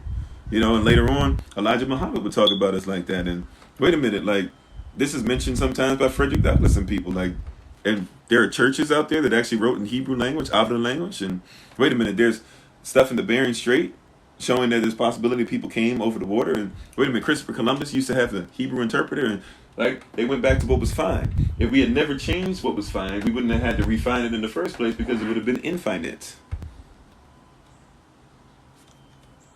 Right? It would have been infinite. It would have not had any break. That's what the enemy is really trying to do. That's what people who are against us are really trying to do. They're trying to get us to break away from. Once we break something away from what is fine, it is no longer infine. If we say we can change it, redefine it every few years, it is no longer fine. And anything that is no longer infinite or is no longer fine, it will get you to a bad place that you land when it comes to definition. Definition, once again, TION means it is a noun. It is a person, it is a place, it is a thing. Any definition you read, it is a person, it is a place, it is a thing. People say, no, that word is an adjective. No, if it is a word, it is a definition. It is a person, it is a place, it is a thing. Now, that thing might be used to describe something. That word might be used to describe something. So the word is an adjective, but the word is still a thing. You see what I'm saying? You have become the person, arrived in the places in your life, and are doing the things that you're doing because you have had it so defined from something that was never defined in the first place, and having it redefined so many times that now you have become a person, or arrived in a place, or doing the things that you're doing because you're not attached to the infinite. One of the oldest groups of Christians, one of the oldest group, but if you're talking about just in the kingdom, because the kingdom, the Bible exists before Christianity, right? So if you're going back there, I mean, you're talking about people who believed in the Most High, even past Hebrews. Before there were Hebrews, people believed in the Most High. Right? Thank you, Webster. Right? So these things we're talking about, that's why people believed in the Most High. Right? Thank you, Webster. Right?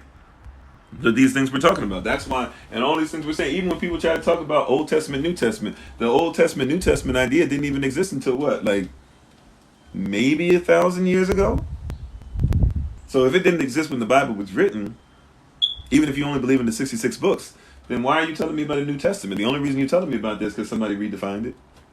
And they took what was fine, that was one book, right, with many other books in it, by the way, but it was one group of scrolls. And then they took some of the scrolls out, and then they wanted to make sure that you were about Greco-Roman, so they said read half of it in Greek, even though it's not even half. But when they talk about 25% of the Bible is written in Greek, no. Then they had to say, oh, well, no, it's not 25% of the Bible, we mean 25% of the New Testament. Maybe. But reality is, it's like when Paul wrote the book of Romans, so they'll say, since he wrote it to the Romans, it has to be in Greek. And Paul could write in Greek and in Latin and stuff too, because Paul was about that life as far as in about intelligence, about gaining information. He was one of the smartest people to ever live. People don't want to give Paul his due in that manner. They just like to only deal with him in the spiritual. Paul was known around the world. People don't know that. Paul was like basically the, Paul came from the school that Aesop came from. Paul came from the school that,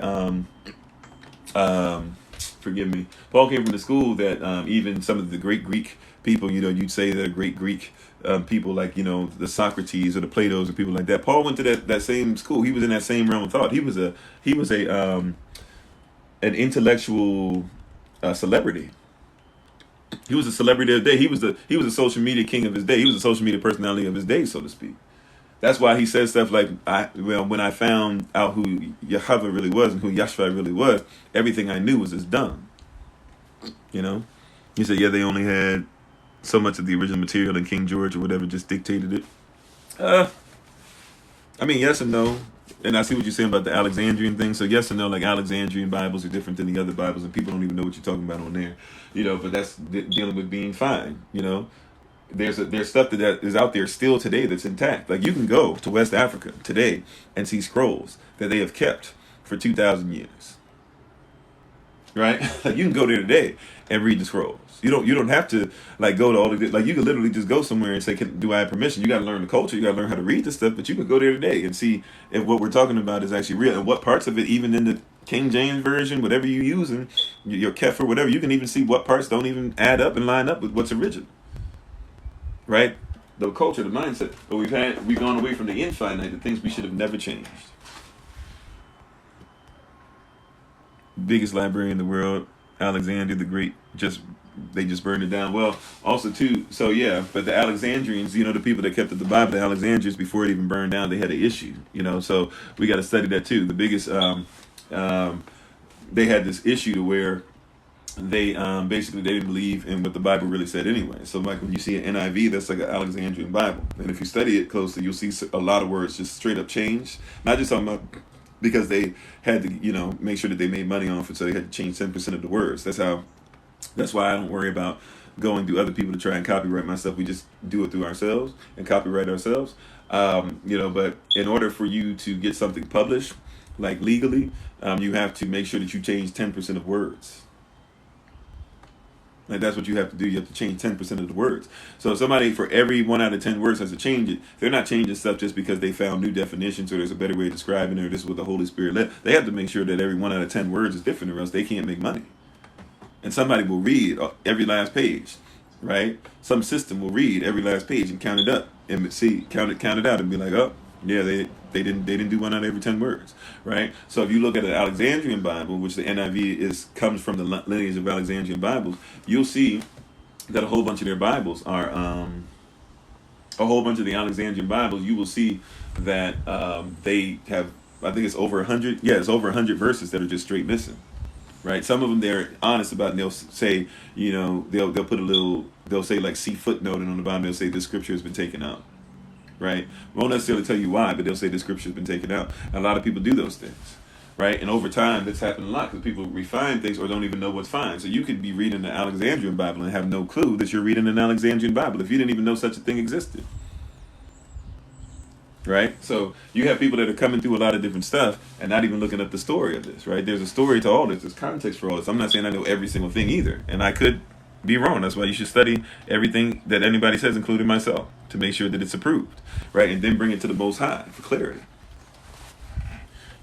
So, but that's why you should study everything. But you got to understand, like, if somebody's taking away something and somebody's telling you it is, then you got to start figuring out, well, why is this person saying it is? Why is this thing taken away? And some of the times you can see very clearly, like history teaches. Once again, the burden of proof is never on me. The burden of proof is on those who came before us. So what would be the most efficient Bible to have? I always say the same thing. Sure, if you want to go with the Kefir, if you want to learn Paleo Hebrew, if you want to make sure that you, get a African Bible, if you want to get one written in Shwi, if you want to get, there's tons of different ways you can go with. Even the ones written in Shwi and stuff, they have all types of issues too, because they're going off of false gods sometimes too. So they'll say On Yom Kippur, and you'll think that that's acceptable for Elohim. On Yom Kippur and Elohim are not close to the same thing.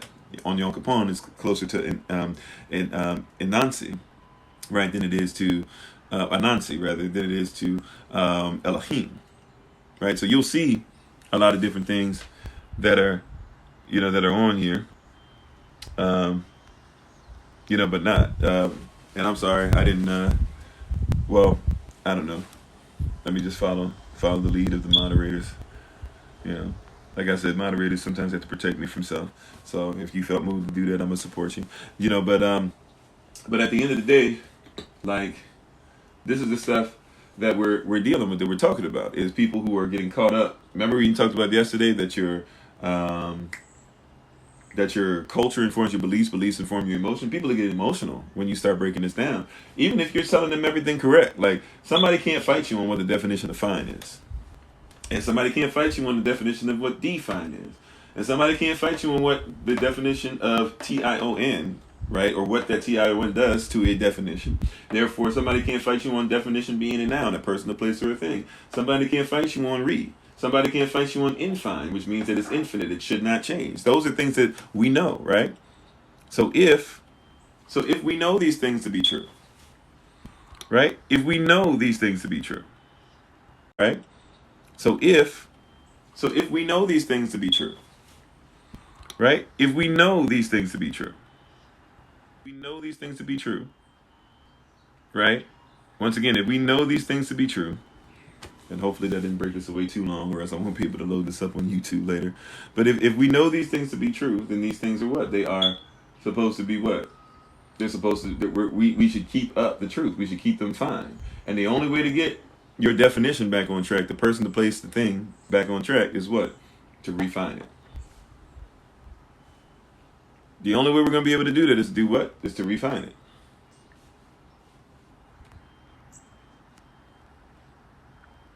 Right? So we have to begin to go through a process of comprehending what it is to be fine, to make this thing fine, so that we can redefine it correctly, so that we can refine it correctly, that we can be in a proper place of definition, and that we can never leave what should be infinite. Right? It is what it is. It is what it is. A lot of people, that's why I say, you guys hear me say every once in a while when we start going through this stuff.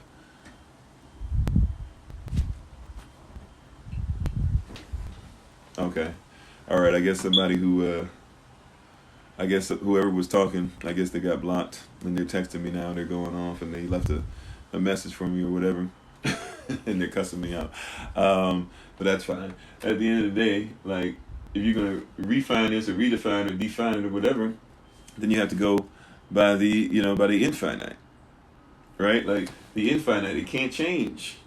It can't change. The second we start changing it is the second that we have problems. That's why people don't want to be about law, because law is universal, it is natural, it is kingdom, it is eternal, it is constitutional. It is what it is. Like, it is what it is. If it says it, it is it. Now the problem is, what does it say? That's why people get mad. But if you want to tell me about Thomas Jefferson and about your presidents and everything like that, it's like Thomas Jefferson is all over the place. Thomas Jefferson was raping the very slaves, the very people that he said weren't even people, they were things, and the very female, bitch, whats that he called our women, and at the same time he having children with them. And then he'll write something saying that they're lazy, they're smelly, they're ugly, but they're your slaves. You seem to like to be around their smell, and you definitely don't think that they're ugly. You're attracted. Right? But that's what white society was doing at the time. Now somebody will say, like we talked about before, well, he was just a product of his time. That's dangerous mentality, right? Could just be right, because he knew enough to try and say that they weren't humans, because if he knew that if he said they were humans, he'd have to treat them as such. Right? Yeah, I hear you, right? A lot of people, what does it mean in the Bible when it says this? It says what it says, right? It says what it says, it is what it is. But once again, culture, we're putting some culture with it. Hopefully we're putting some things to help you to be able to realize and see, this is what this stuff is supposed to be. This is what it should have meant the whole time. This is what it meant the whole time. This is what it meant the whole time. Right? This is what it literally meant the whole time. Right? It meant that we had to be what? To not change anything. And we had to make sure it was fine already. But we fell from grace. And so since we fell from grace, a lot of things have been defined from something that was not in its proper position. And it's been redefined so many times that now we don't know who we are anymore. Time for us to get back to who we are and refine who we are so we can get back to who we were always supposed to be, which should have never changed. That's the problem that a lot of us are going through right now. He said Jefferson rationalizes inhumanity by projecting it onto his slaves. Yep. And a lot of people do that. Not just black or white people to black. A lot of people do that. Husband doesn't want to take responsibility or accountability for what he does, so he says it's the wife's fault. Wife doesn't want to take accountability for what she did, it's the husband's fault. Children want to take accountability for what they want to do. Well, mom, dad, if you guys have done blah, blah. Right? And rather than have a conversation with them, you pull out the belt. And it's a thing of not wanting to deal with some principles that should have never changed. The second we changed the principles, or the second we had the arguments. Silver low key. I like what you did there, sir. You said it says what it says, but it's a locked metaphor to protect it, and the keys are all throughout. Okay, I feel you on that. Webster says some people dislike the truth. It bothers them bad. Keep doing what I'm doing. Appreciate that. So these are the things we're coming up on, and we're seeing very clearly. We're seeing very truly. We're seeing without prejudice. For those of you who know what I'm talking about, we're seeing these things that protect our rights. This is law. Law protects rights. Remember, law never gives rights. Law protects rights. Think about if you want to go into the racism thing or systemic oppression thing or whatever. Think about the term that you've heard this term before. It's called. Let's write it out. I mean, I don't even know why I need to write it out, but I feel led to, so I'll do so, just so you can see it, right? It's called police brutality, right? We talk about police brutality. Lock the officer up because of police brutality. Police brutality is a real thing. Police brutality. Check this out. I want you to do some research. You tell me the law that includes the words police and brutality right next to each other. You'll never find it. There's no such thing as police brutality according to the law. So you have to find laws and say stuff like, okay, this person is trying to circumvent my my civil rights. You see the difference? That's actually law. That will say the judge has to look at it and say, okay, we have to look at this different because they're saying when the police shot through somebody's wall and then shot up a woman that had nothing to do with something or whatever, and then tried to do all this stuff and then change the paperwork and all that, did they violate the civil rights? That's lawful. I'm not saying it's right. I'm just telling you, like you said, it's a maze. I'm just telling you, it is what it is. It's law. You got to find out the law to protect your rights. Oh, I'm going to sue so-and-so because, how they did in defamation of character. Well, you got to prove defamation of character. There's laws that they had to have broken that show that they defamed your character. Don't just say that you mess with my character, I'm going to take legal action against you. What are the laws that they broke and the things that messed up your rights, messing with your character? You said, do you mean we're all lost? No, I believe that we have the ability to be able to find the straight and narrow, the laws that take us into a place. I don't believe that we should, even if you want to use the term lost, I don't believe that we should be stuck on lost. A lot of people stuck on lost. I don't believe, it's like somebody was talking about the other day, talking about, Israel still going through this and these are the curses and stuff. And I said, well, here's the weird part about that when we talk about Deuteronomy 28. Not every single Israelite went through the curses. A lot of us did because we decided to focus in as a people on verses 15 through 68. But it told us straight up, if you do Deuteronomy chapter 28 verses 1 through 14, you don't have to experience those things.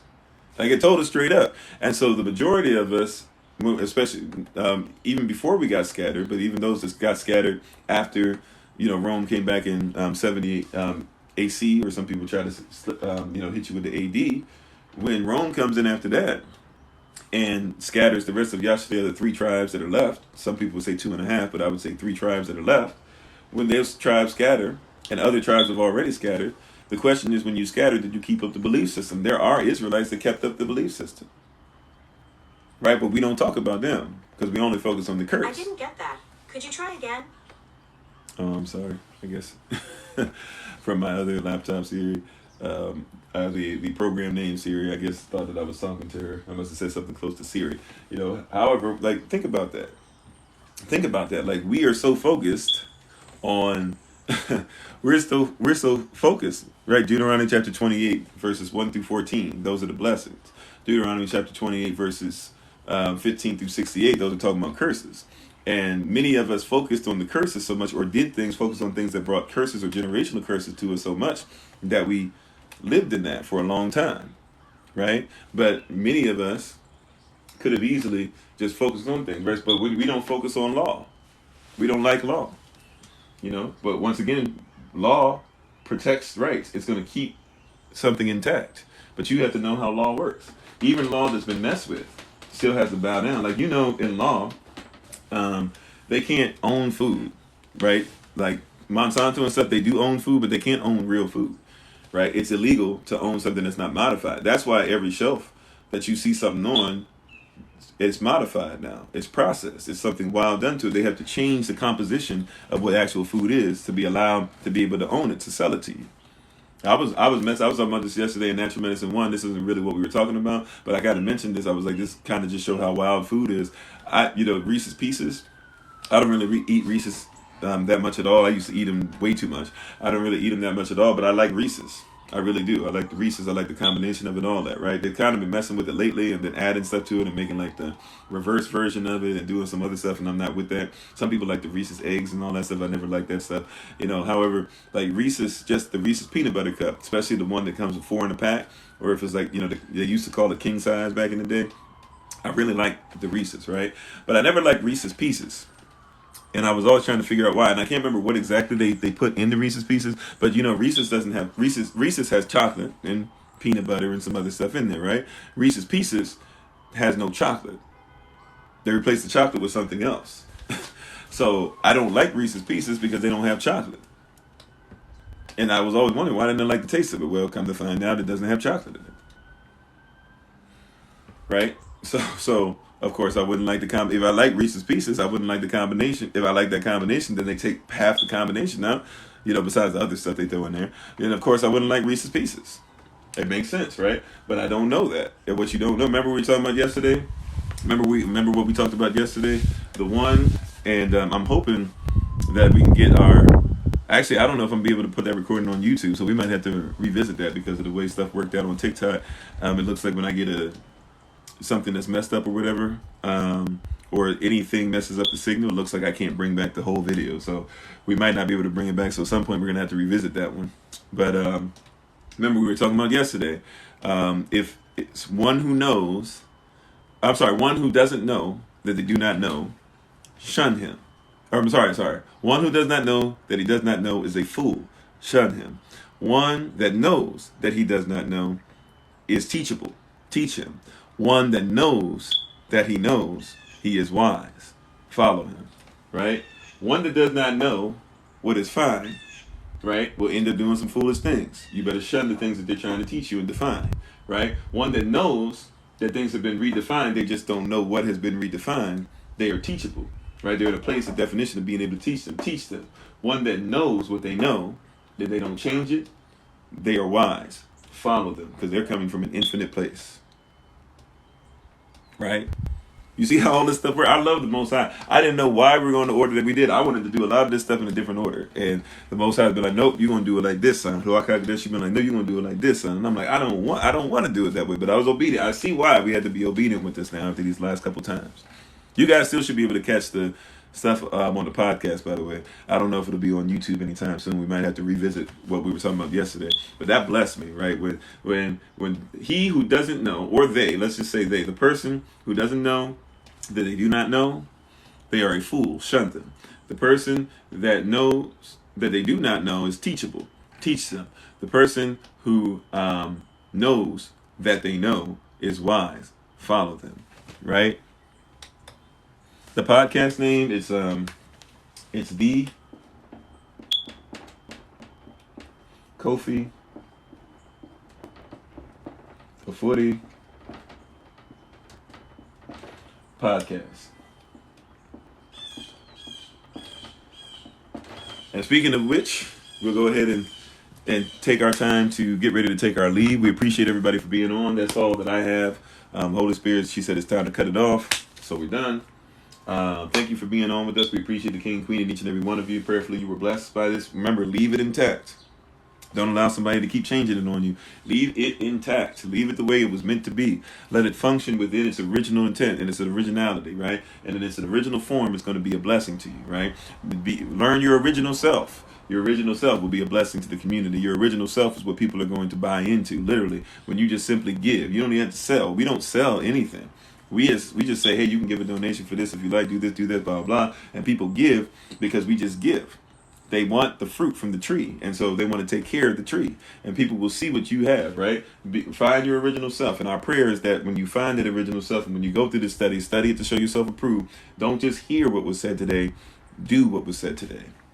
It's about to work out in your favor. It's about to bless you, right? Sieve that so that you can receive that. For those who remember about sieve, right? Sieve that so you can receive that. All right. I'm thankful and grateful. Real quick before I put the stuff up on the screen for you guys to be able to see as well, and places you can, and ways you can be able to find out what we're doing and be a part of stuff we're doing. Whether it's the land project where we're making sure we have land set aside for ourselves and for food and for people to live on and to grow together. And it's not a camp, so you're not gonna have to be stuck there, right? But it is a place that we're inviting you to be able to come and grow and learn and take care of our children and grow together and stuff, and have some things that will lead us to having our own stuff even outside of that personally. Our classes that we're doing right now, we're in the middle of marriage, monarchy. Well, I guess we're a little far in some of them where it might be hard for you to still take the classes. Maybe you want to take them in January, the next semester, when some new ones will be added, but some of the old ones or some of the ones from this semester will return, depending on how much interest there are. But right now we're in the midst of marriage, monarchy, sovereignty, natural medicine 1 tonight. There's going to be fibroid cysts, and tomorrow, and this is all on Zoom. Tomorrow we'll be doing Hebrew characters, so feel free to join us for that. Let's see. So if you would like to follow my wife, who I love very much and is so great and is one of the reasons why we're able to do this stuff, and is teaching the fibroid cyst class tonight, and teaches natural medicine 2, which will return next semester. If you'd like to be able to, and also we'll be over our stuff. Let me not forget, on the Kofi Afodi podcast I talked about. Remember that on the Kofi Afodi podcast, Shabbat Shalom, our podcast Shabbat Shalom. If you have to have the Podbean app, by the way. So it's the Kofi Afodi podcast, and you have to have the Podbean. Oh yeah, this marker's done. Oh no, it isn't. I guess I got it. It's kind of done. I'm having to squeeze on the side, but you have to have the Podbean app. You get that Podbean app, Podbean, Podbean. You get the Podbean app. Look for the Kofi Afodi podcast. My name. The Kofi Afodi podcast, and our Shabbat Shalom episodes will now be back at 10 o'clock a.m. Eastern New York time. My wife will be taking control of the podcast for a month, so I'm going to sit back and listen in and enjoy it, just like the rest of you. We're working on our people who will be speaking and guests and things like that. So I'm following her lead on that. So you guys be ready for that. That's coming up on the Podbean app. But you can also follow my wife on TikTok, YouTube, and her website by simply just going and looking for Bloom and Flourish, not A-N-D, but the letter N, Bloom and Flourish. You can once again follow her on TikTok, YouTube, and website. She's also a herbalist, she's a healer, she's a chemist, she's a biologist by degree. So if you want to be able to get something from her, support her business, and be healed with something, and get it for a lot cheaper price. These tinctures and stuff she makes, get it for a much cheaper price than what people try to put it out there at. You can also help her to be able to make sure people are getting clothed and fed and getting jackets. I don't know why I just put an R there. Charging Lines Initiative. That's actually pretty good as well. But Changing Lives Initiative, without the V at the end. Initiative.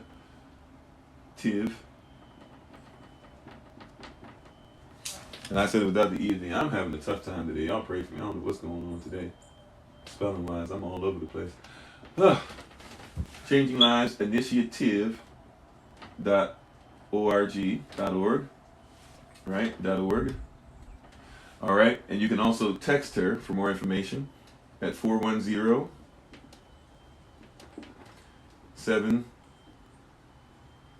Oh my God! How to help me? Today is not my day. At 410-714-4000. right? And you can also look for her at different places by simply putting in hashtag find Bloom.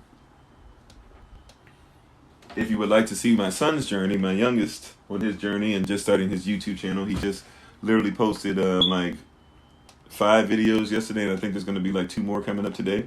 But he's trying to put something out there that's positive for children. And you can find him on this name I'm about to put up, also on Roblox and also on TikTok. So he has a TikTok page now, has a YouTube page now, and is on Roblox. If you'd like to be able to have your children play with him through Roblox, right? You can simply look up 777 Solo Face, which is an inside joke, but he liked the inside joke. He wants to use it, 777 Solo Face. And then you can also look him up in different places by simply putting in hashtag find Solomon. All right. Last thing, if you would like to be able to text myself, right, and get in touch with us about different things that we're doing, once you go to some of the stuff that I'm going to put on here, you can look us up at 202-599-7312.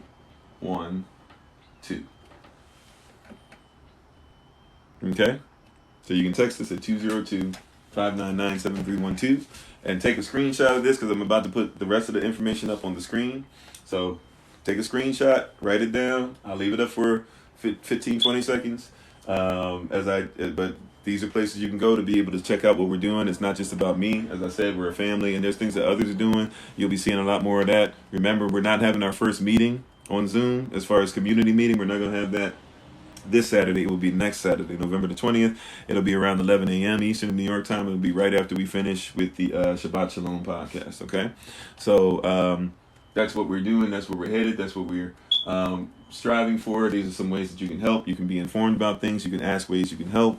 All types of stuff, right? So feel free to take a screenshot. It's going away in a little bit. It's going away in 5, 4, 3, 2, 1. Alrighty. So last thing we're going to put up here for you guys is just a way that you can look up other ways that you can look up what's going on with us as well. So we have the website up here. It's going to be kofi-ofori.com. That's KOFI-OFORI.com.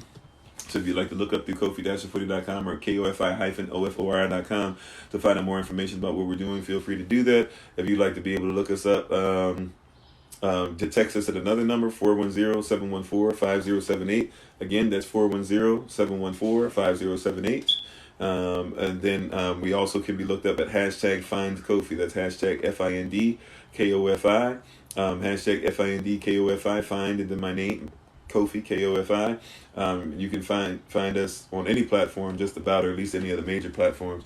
We're even looking into finding other ways to get on other platforms as well, and trying to look up even some software where we can be in multiple locations at the same time, and that way we don't have to stress about what device is doing what, or if we have enough signal, etc., etc. Hopefully those who are on Facebook, even if you couldn't see us today, prayerfully you were able to at least hear the message today.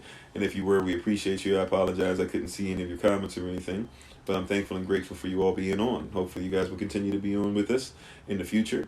And as we grow, that that part of things are growing. We're so excited. Those of you who are on the podcast, we've been growing on the podcast. We've been getting more numbers, more people are listening in. We're appreciative and thankful for the growth and the things that you're doing to help us as far as land, making sure people get fed, making sure people are invested in, making sure you guys are switching information as far as business, all this different stuff. We really appreciate you all. So as I said, hopefully you guys have seen that already there's a lot more stuff that's happening, a lot more things that I'm doing, a lot more time we're able to take, getting back on track with stuff. And starting next week, I'm going to be full tilt, so to speak. I'm all the way back, I'm be all the way in, getting ready to lift whatever's necessary, to push whatever's necessary, to think about whatever's necessary, all these different things. We're going to be ready to do everything that's necessary to keep things, moving and going according to what Yah's word actually is. So we thank you. We appreciate you all.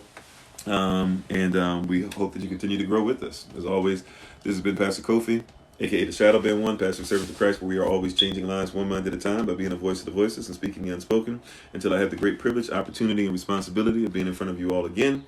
Please remember, as always, that you are loved, you are necessary, you are majestic, you are fearfully, wonderfully made, and you, which is all of us working together, will be the reason why people who are in this system no longer have to be of it. Shalom, family. Check you guys out tonight, 8 o'clock p.m. Eastern New York time. And if I don't see you then, here's an early Shabbat Shalom to each and every one of you. Peace.